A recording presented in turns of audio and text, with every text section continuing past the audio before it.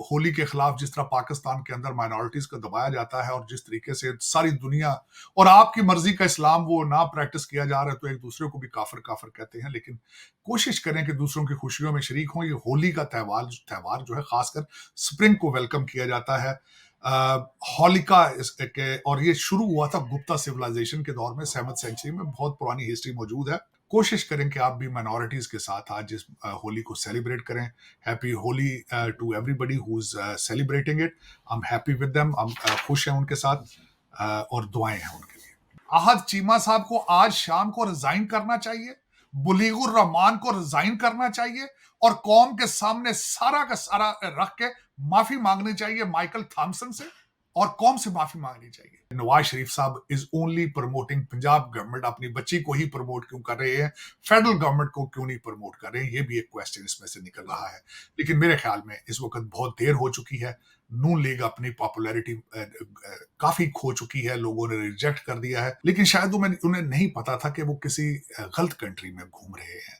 इस कंट्री के अंदर गंदी सियासत और नेपोटिज्म के अलावा कुछ भी नहीं है। इस मुल्क की चाबियां आहद चीमा साहब को दे देनी चाहिए, बुलीगुर रहमान जो कि गवर्नर है उनको दे देनी चाहिए कि आप ये चला लें। ये मुल्क वैसे ही बैंकरप्ट है, IMF के टुकड़ों पे पलने वाला कंट्री है। पता नहीं आपके अंदर ये अकड़ इतनी क्यों है, और इसी वजह से आप आज 76 साल बाद अब हम थप्पड़ खा रहे हैं, पठानों से भी, अफगानियों से भी, जिनको आप पालते रहे, जिनकी बेस पे आपने मजीद पैसे बनाए हैं। ऑफिसर है, मैं तो उनको CSS ऑफिसर्स को आजकल ब्रिटिश एजेंट कहता हूं, क्योंकि वो सारे वो अपने आप को ब्रिटिश समझते हैं, पाकिस्तानी नहीं समझते। मैंने अभी कल परसों किसी चैनल के ऊपर आहद चीमा साहब की तारीफ की है, औरंगजेब साहब के साथ, मोहसिन नकवी के साथ, कि मुझे बड़ा एतमाद है कि ये कैबिनेट जो है पाकिस्तान को इन मुसीबतों से निकालेगी। तो आज देख लें ये क्या है। आपके प्रोग्राम में आने से पहले बड़ा सोच रहा था deeply. This was one of the reason कि मैं 35 साल पहले जान बचा के भागा था। हालांकि मैं फाइनेंशियल क्राइसिस नहीं थे, मेरे वाले साहब बड़े कामयाब वकील थे, मेरा भाई वकील था, मैं खुद वकील हूं। वहां रहता तो उस सिस्टम का हिस्सा बन के मैं भी करप्शन में और वहीं सारा कुछ करता जो कुछ इस वक्त आपकी अदालतों में हो रहा है। लेकिन मैं भागा हूं वहां से, मैं उस सिस्टम से, मैं पॉलिटिकल असाइली हूं अमेरिका के अंदर। उस सिस्टम ने मुझे रिजेक्ट करके निकाला है। मैं अभी जख्मी था, सिविलियन अवार्ड के ऊपर मैं बात करनी थी, आज मैं नहीं कर रहा हूं, कि वहां भी सिफारिशें चलती हैं सिविलियन अवार्ड देने के लिए। ये कैसी कौम है? बिस्मिल्लाहिर्रहमानिर्रहीम। अस्सलाम वालेकुम नाज़रीन, आप देख रहे हैं फोर कॉर्नर्स विद तारड़। मैं हूं शाज़िया नहीं है, मेरे साथ साजिद तारड़ साहब मौजूद हैं। अस्सलाम वालेकुम साजिद साहब, कैसे हैं आप? वालेकुम सलाम, thank you Shazia, thank you.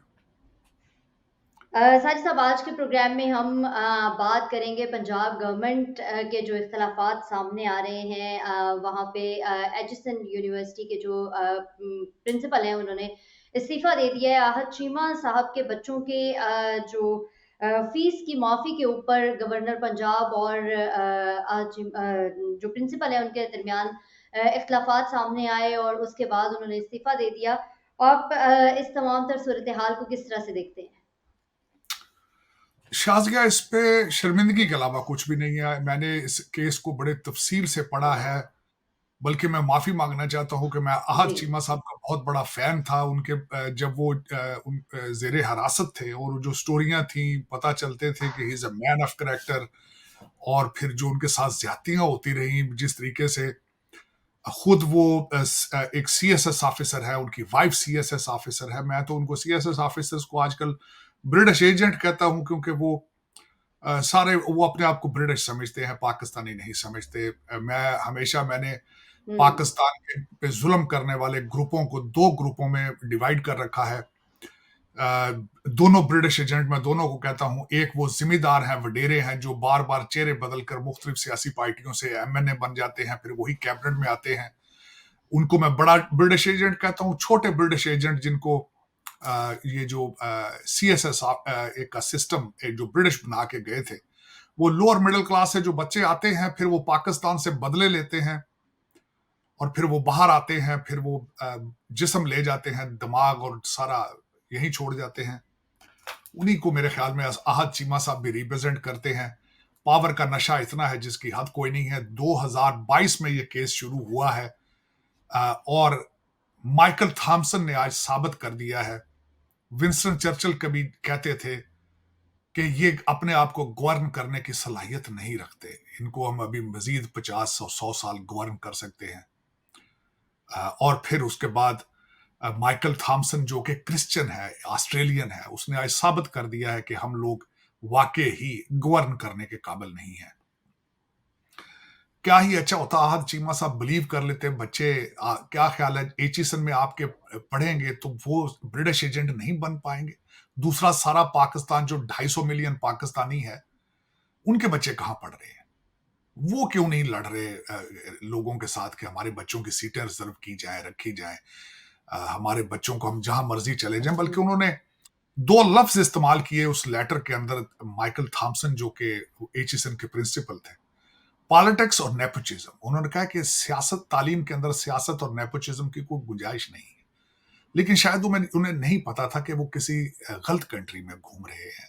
इस कंट्री के अंदर गंदी सियासत और नेपोटिज्म के अलावा कुछ भी नहीं है। मैं आज बल्कि ये चाहूंगा कि इस मुल्क की चाबियां आहद चीमा साहब को दे देनी चाहिए और बुलीगुर रहमान जो कि गवर्नर है उनको दे देनी चाहिए कि आप ये चला लें। ये मुल्क वैसे ही बैंकरप्ट है, आईएमएफ के टुकड़ों पे पलने वाला कंट्री है। पता नहीं आपके अंदर ये अकड़ इतनी क्यों है, और इसी वजह से आप आज 76 साल बाद अब हम थप्पड़ खा रहे हैं पठानों से भी, अफगानियों से भी, जिनको आप पालते रहे हैं, जिनकी बेस पे आपने मजीद पैसे बनाए हैं, डॉलर।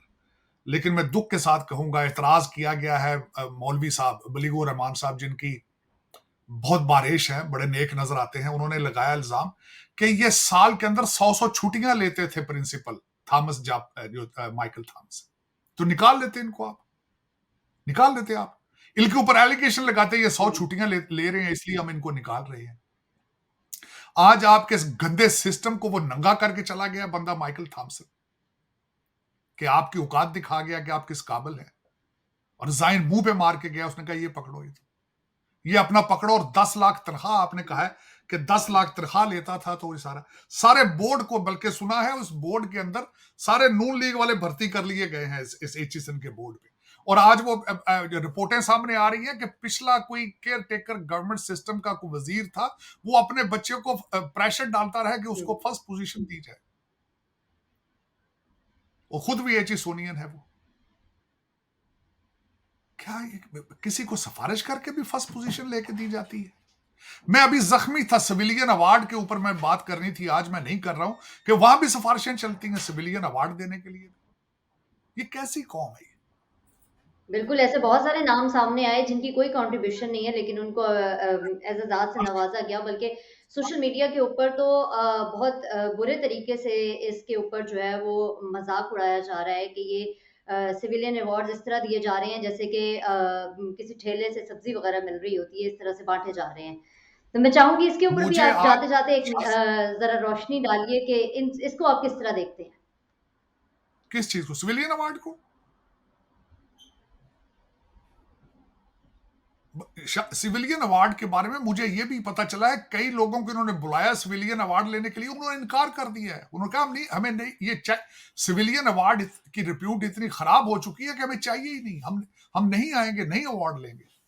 ये इसकी रिप्यूट है सिविलियन अवार्ड की। मैं तो अभी उस पर जख्मी था, अभी बात करना चाह रहा था कि ये स्कैंडल आ चुका है आपके एचिसन कॉलेज का, जो शर्मिंदगी के अलावा कुछ भी नहीं, कि 76 साल में, और जो मुकाबला हो रहा है, मजे की बात ये होता ना, किसी चीज का कोई लोग पढ़े लिखे ना होते, शऊर ना होता, और जो लोग आपका पाकिस्तान चला रहे हैं इस वक्त।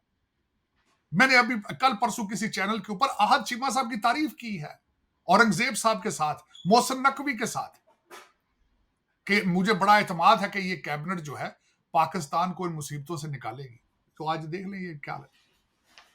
आहद चीमा साहब को आज शाम को रिजाइन करना चाहिए, बुलीगुर रहमान को रिजाइन करना चाहिए, और कौम के सामने सारा का सारा रख के माफी मांगनी चाहिए माइकल थॉमसन से, और कौम से माफी मांगनी चाहिए, जो कि इस कंट्री के अंदर रवैश ही नहीं है माफी मांगने की, गलती को तस्लीम करने की, और बिल्कुल आप बजा तौर पर दुनिया में जलीलो ख्वार हो रहे हैं। और मैं वजह आज, बल्कि मैं जब आपके प्रोग्राम में आने से पहले बड़ा सोच रहा था deeply, this was one of the reason कि मैं 35 साल पहले जान बचा के भागा था।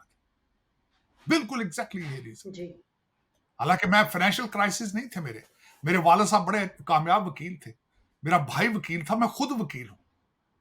वहां रहता तो उस सिस्टम का हिस्सा बन के मैं भी करप्शन में और वही सारा कुछ करता जो कुछ इस वक्त आपकी अदालतों में हो रहा है। लेकिन मैं भागा हूं वहां से, मैं उस सिस्टम से, मैं पॉलिटिकल असाइली हूं अमेरिका के अंदर। उस सिस्टम ने मुझे रिजेक्ट करके निकाला है, जिसकी वजह से आज मैं यहां पे मौजूद।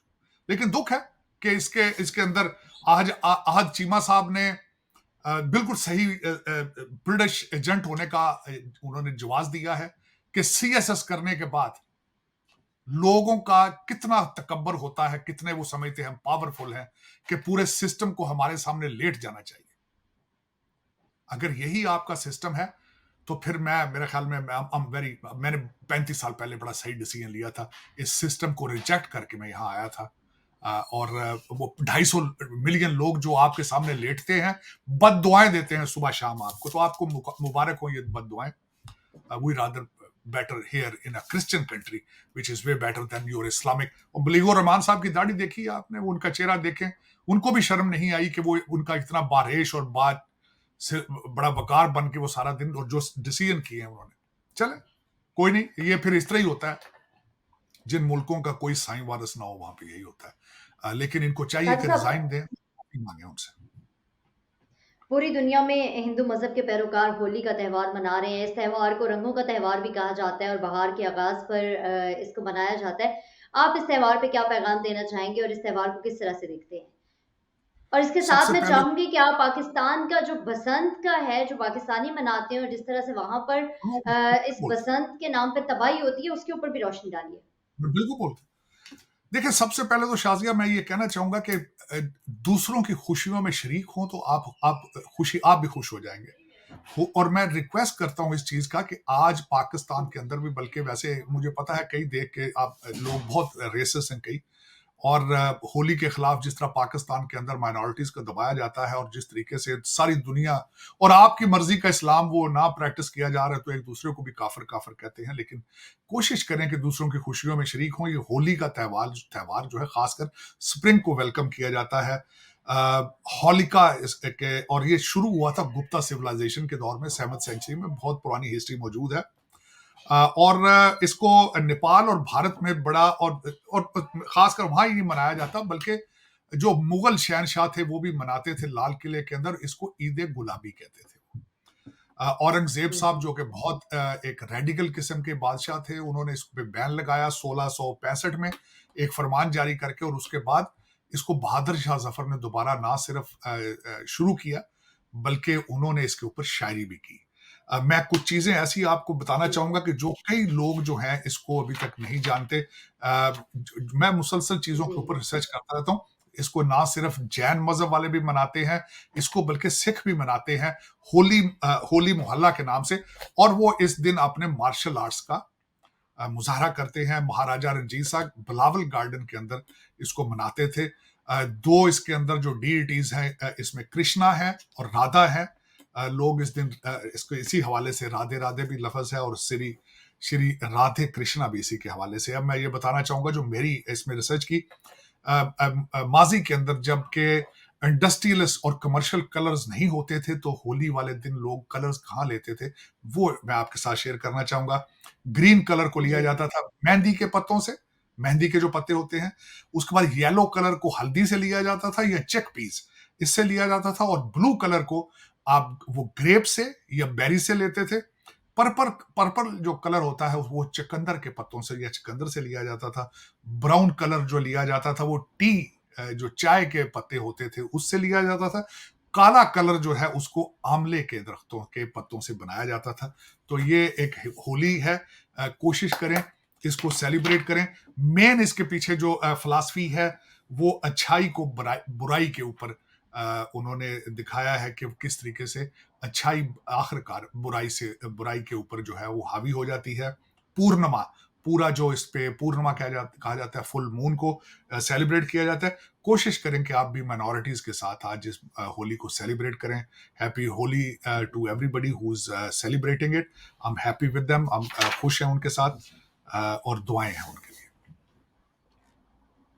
साहिर साहब, पाकिस्तान में जो बहार को जिस तरह से इस्तकबाल किया जाता है, ख़ास तौर पे जी, पतंगबाज़ी मैं भी की बिल्कुल जाती बसंत है, के हवाले बसंत के मैं त्योहार बिल्कुल मनाए जाते हैं और वो बहुत सारे घरों में बजाय खुशियों के मातम वहाँ बखेरा जाता है। तो उसके ऊपर भी कुछ बात कीजिएगा कि हमें कौन-सी चीज़ें हैं, कौन से इक़दामात हैं जो करने चाहिए ताकि बहार को भी सिविलाइज़ तरीके से जो है वो खुशामदीद कहा जाए, ना कि लोगों की ज़िंदगियाँ जो हैं वो दाँव पे लग जाएँ।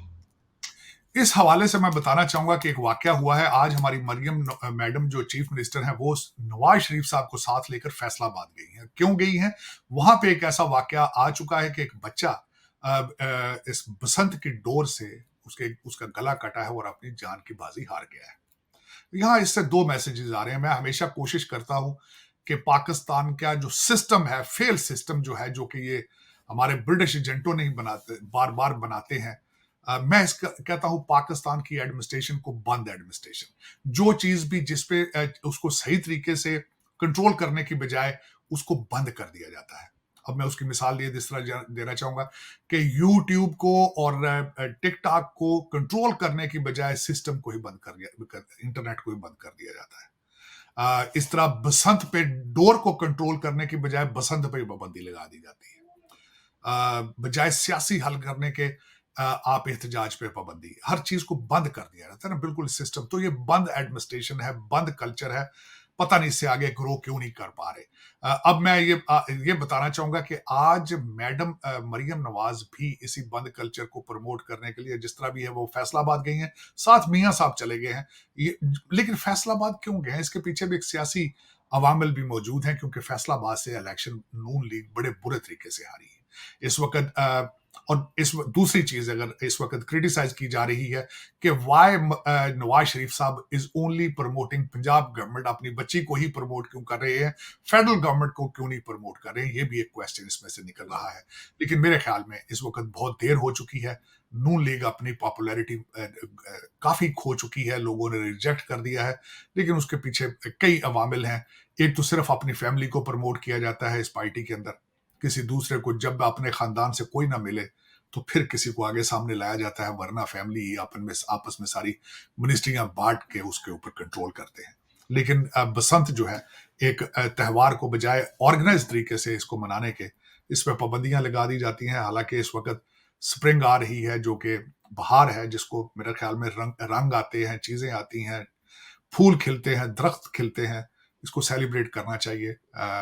लेकिन ये कि अफसोस कि इस पे जिस तरह आपने खुद फरमाया है कि हम ऑर्गेनाइज तरीके से किसी चीज को भी आगे लेके जाने की सलाहियत नहीं रखते। साजिद साहब, अब अगर सियासत की बात आ ही गई है, तो पाकिस्तान की सियासत के हवाले से भी बात कर रहे हैं। पाकिस्तान में काबीना साज़ी को आप किस तरह से देख रहे हैं? ये गवर्नमेंट क्या करना चाह रही है? देखिए, इस वक्त जो अगर देखा जाए तो एक छोटी छोटी सी चीज आपको बताना चाहूंगा, जिस जो वो भी एक कि इस वक्त कैबिनेट के अंदर जो लोग हैं, कई अपनी कैबिनेट के अपनी मिनिस्ट्रियों से खुश नहीं है। सबसे ज्यादा डार साहब खुश नहीं है। वो फॉरेन मिनिस्ट्री को चलाने की बजाय फाइनेंस मिनिस्टर को मुसलसल क्रिटिसाइज करते नजर आते हैं। मौसूफ बेल्जियम गए थे किसी मीटिंग को अटेंड करने, तो पहले जाती दफा भी लंदन गए हैं और वापसी पे भी लंदन लंदन उनसे उनके अंदर से नहीं निकल रहा, रच बस गया है। लोग इसको भी क्रिटिसाइज कर रहे हैं। और अगर इस वक्त देखा जाए तो हाँ, चीमा साहब जिस तरह के इस वक्त वो भी कैबिनेट का हिस्सा है, वो भी इस वक्त तनकीद का शिकार हो रहे हैं। औरंगजेब साहब को उन्होंने भी तहफ़्फ़ुज़ात का इजहार किया है कि जिस तरीके से डार साहब उनको क्रिटिसाइज कर रहे हैं। लेकिन इस वक्त कैबिनेट के अंदर भी लोग जो क्रिटिसाइज करने वाले वो ये कहते हैं कि नून लीग के लोग इसके अंदर बिल्कुल नवाज शरीफ साहब के उनके जो हल्के के लोग थे, उनके जो सपोर्टर थे, उनको निगलेक्ट किया गया है, कोई नहीं लिया गया, सिर्फ शहबाज शरीफ साहब हैं। उसकी भी दो वजूहात हैं। लोग समझते हैं कि शायद वो एक सेफ रास्ता रखना चाहते हैं कि कल को कहा जाए कि सिर्फ शहबाज शरीफ साहब फेल हुए हैं, नवाज शरीफ साहब फेल नहीं हुए। दूसरा, इस वक्त एक बिल्कुल चायमगोइयां हो रही हैं कि तीनों लोग इस वक्त जो पहले भी मियाँ साहब की फैमिली का एक ट्रेडिशन है कि वो रमजान के एंड पे सऊदी अरेबिया जाएंगे और सऊदी अरेबिया से वो वापस लंदन चले जाएंगे हमेशा के लिए, नवाज शरीफ साहब। दूसरा, इस वक्त ये भी बातें हो रही हैं कि इमरान खान साहब को ऑफर किया गया कि सऊदी अरेबिया चले जाएं। वो भी इस पे अब देखें गौर करते हैं या नहीं करते। और दूसरा ये भी बातें इस वक्त हो रही हैं कि इमरान खान साहब की बात हो रही है, उनके केसेस आपने देखा होगा कि जिस तरीके से फास्ट ट्रैक से स्लो ट्रैक पे चले गए हैं, कुछ ये भी चहमगोइयां हो रही हैं कि शायद इमरान खान साहब को भी बने गला शिफ्ट कर दिया जाए। इस तरह की बातें सामने आ रही हैं, लेकिन देखें पाकिस्तान तरक्की पे करता हुआ मुझे नजर नहीं आ रहा। उसकी वजह यह है कि अभी तक किसी के मुंह से कोई पॉजिटिव बात नहीं है कि हमने एक्सपोर्ट किस तरह बढ़ानी है, हमने खर्चे किस तरह कम करने हैं। 150 मिलियन डॉलर का एक प्रोजेक्ट जिसको डीप कहा जाता है, डिजिटल इकोनॉमी, उसके डीप है उसका नाम, उसको फंड करने के लिए $150 मिलियन वर्ल्ड बैंक ने अप्रूव कर दिया है। अब देखें वो पाकिस्तान पहुंचता है या नहीं पहुंचता। साजिद साहब, आखिरी क्वेश्चन होगा हमारे प्रोग्राम का। रूस के शहर में दहशतगर्द कार्रवाई हुई, एक कॉन्सर्ट चल रहा था, वहाँ पे तकरीबन 40 से ज़ायद लोग जो हैं वो अपनी जान की बाजी हार गए वहाँ। तो इस तमाम तर सूरत हाल पर आप क्या कहेंगे? 137 लोग अभी तक मारे जा चुके हैं, 140 जख्मी हैं, 4 लोग पकड़े जा चुके हैं। 3 का जो ताल्लुक जो है वो ताजिक हैं, 3, एक का अभी तक पूरा क्लैरिफाई नहीं हुआ। क्राकस सिटी हॉल के अंदर ये शूटिंग इन्होंने की है। दुख वाली बात यह है कि रमजान में इन्होंने किया है, फिर इस्लाम का नाम है। आइसिस के खुरासान, जो कि पाकिस्तान से ज्यादा दूर नहीं है, अफगानिस्तान के अंदर मौजूद है, उन्होंने इसकी रिस्पॉन्सिबिलिटी एक्सेप्ट कर ली है। आगे मजीद इस पे ये मैं कहूंगा कि ये अभी रिसेंटली पुतिन जो थे उन्होंने 88% वोट लेके इलेक्शन जीता है। रशिया के अवाम उनसे खुश थे, इकॉनमी उनकी ठीक है, नेशनलिस्ट हैं, यूक्रेन की वजह से पॉपुलर हैं, रशिया के अंदर वो बहुत सख्त उनका कंट्रोल है। अब यहां मैं ये बताना चाहूंगा कि उसका अब आगे क्या दुनिया के अंदर उसका असर रसूख होगा। सबसे पहले तो जी। अब उंगलियां उठाई जा रही हैं मॉस्को के अंदर से अमेरिका पे और इसराइल के ऊपर। पुतिन साहब ने यूक्रेन की इन्वॉल्वमेंट के बारे में इशारा दिया है। लेकिन जो इससे पहले मैं एक चीज अर्ज करना चाहूंगा कि जब पुतिन साहब ने इलेक्शन जीता था तो अपने विक्ट्री परेड पे 2 चीजें उन्होंने कही थी। एक उन्होंने कहा था कि हमने जी। थ्रू अपनी सिस्टम के अंदर हमने देखा है कि वहां पे जो फौजी कई लड़ रहे हैं उनके फ्रेंच एक्सेंट है, फ्रेंच जबान बोल रहे थे, और उनके कईयों के ब्रिटिश एक्सेंट भी हमने सुने हैं। इशारा दे रहे थे कि नेटो के सिपाही खुद आके ऑन ग्राउंड लड़ रहे हैं, और उसके ज़ाहिर वो तैयारी करेंगे इसको काउंटर करने के लिए। दूसरा उन्होंने इशारा दिया था कि हम मजीद एरिया यूक्रेन का हम लेना चाहते हैं, और कई 100 मील का हम बफर जोन बनाना चाहते हैं to save the mainland Russia. तो ये दोनों चीजें पहले ही मूड बन रहा था, तो उसके बाद ये जो अटैक किया गया है उसको रिटेलिएट करेंगे वो। उन्होंने कीव के ऊपर यूक्रेन में 2 बहुत बड़े बम फेंके हैं, लेकिन इस वक्त अगर देखा जाए तो रशिया रिटेलिएट करेगा। अगर अमेरिका प्रीएम्प्टिव अटैक कर सकता है, जिस तरह जॉर्ज बुश जूनियर ने पैट्रियट एक्ट बनाया था और प्रीएम्प्टिव अटैक्स का उन्होंने कांग्रेस से मंजूरी ली थी, तो मेरे ख्याल में रशिया भी उसी तरह के अटैक आगे फ्यूचर में करेगा। दहशत गर्दी के हवाले से 2-4 चीजें हैं, मैं पिछले दफा मेंशन करना भूल चुका हूं।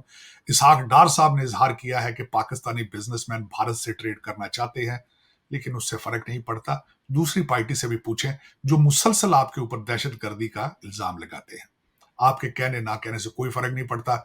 इनके रिश्तेदार मियाँ शहबाज शरीफ साहब ने अपने दौर में आके भारत के अंदर मिलिट्री अटाशे भेजा था, लेकिन $1 की भी ट्रेड नहीं की थी। ट्रेड आपकी जरूरत है, महंगाई से आप पिसते जा रहे हैं, कर्जों की वजह से। आईएमएफ अभी अगला 8 बिलियन का पैकेज अभी नहीं दिया, लेकिन आपने पेट्रोल और गैस और सब की कीमतें, जाहिर बजट आपका आईएमएफ वाले बनाएंगे, कर्जे 250 मिलियन लोग अपने खून और गुर्दों से देंगे, लेकिन महंगाई को कंट्रोल करना जो है आपकी जरूरत है, भारत की नहीं है। तो भारत अगर ट्रेड करेगा तो अपनी टर्म्स पर करेगा, अपनी करेंसी में करेगा आपसे, और जब तक आप उनको दहशत गर्दी के बारे में चीजों के हाफिज सईद के हवाले से जब तक सेटिस्फाइड नहीं करेंगे, वो आपके साथ ट्रेड नहीं करेंगे। लेकिन ये आपको कड़वे सख्त फैसले करने होंगे, वरना पाकिस्तान सर्वाइव कर ही नहीं पा रहा है, क्योंकि दुनिया का वाहिद मुल्क है जो कर्जों की किस्तें अदा करने के लिए भी कर्जे ले रहा है। तो मेरे ख्याल में लम्हा फिक्रिया है, सोचना पड़ेगा आपको। ये जो एचिसन कॉलेज के अंदर हुआ है, इस माइंड सेट को कंट्रोल करना होगा। नेपोटिज्म, सियासत, करप्शन, लंदन के ख्वाब कम करने होंगे आपको, वरना पाकिस्तान बहुत बहुत ही बुरे टाइम से गुजर रहा है इस वक्त। बहुत शुक्रिया साजिद साहब, प्रोग्राम का वक्त भी खत्म हुआ चाहता है। नाज़रीन अपना फीडबैक हमें देना मत भूलिएगा। अपना बहुत ख्याल रखिए। अल्लाह हाफ़िज़। पाकिस्तान जिंदाबाद।